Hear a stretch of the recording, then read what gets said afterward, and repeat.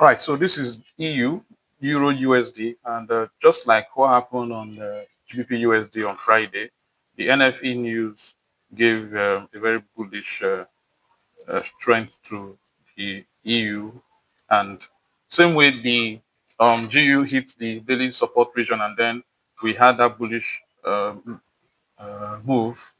That's the same thing that we had on the EU there as well. So on Friday, we had this very strong bullish push here, and market actually went back to a flip zone where we had previous resistance level that turned support, and right now it's hitting that same resistance level.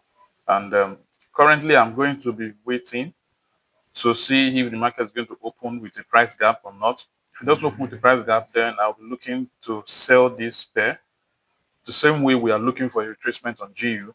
For EU, that will be even a perfect move to make, because as we can see, when market reached the resistance zone on the 4-hour time chart, you can see that there was a bearish, there was a bullish rejection here, and then market formed an inverted hammer here, and we've already gotten the feel of that already.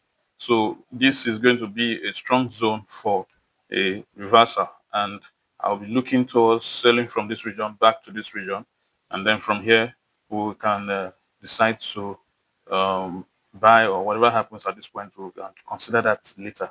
But for now, I think the next move this guy will be making is to have a retracement down from this level back to this region here. So I'll be going over to our 1 hour time frame, and then looking for high price and low price. Then later on 30 minutes time frame, I'll find in a bearish kind of formation that can give me a sell entry. This is going to be a good one, so we will need to keep an eye on this one, because this might be our first trade for the week. All right, so let's set our alarm on this. As soon as market opens up, we'll see what we can do on this pair.